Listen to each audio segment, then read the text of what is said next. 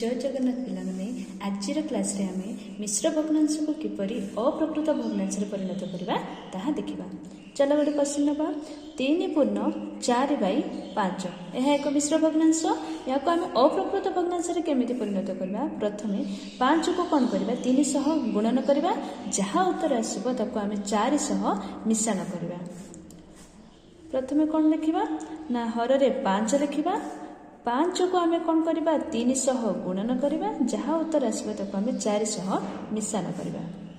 5 को 3 रे गुणिले केते 15 मिश्रण 4/5 15 को 4 रे मिश्रण कले केते 19/5 यह एक अप्रकृत भग्नांश जहार लब बड़ थाए और हर छोट थाए ताको अप्रकृत भग्नांश कह जाए।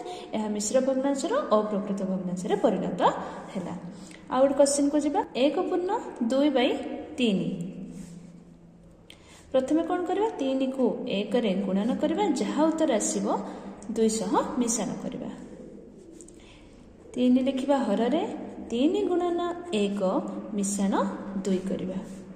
3 को 1 रे गुणन कले 3 प्लस 2/3 3 को 2 रे मिश्रण कले केते 5/3 यह एक अप्रकृत भग्नांश। ताहले तुम मानक पे गोटे क्वेश्चन रहिबो 2 पूर्ण 2/4 को अप्रकृत भग्नांश रे परिणत कले यार उत्तर केते आसीबो कमेंट सेक्शन रे कमेंट करो। Thank you.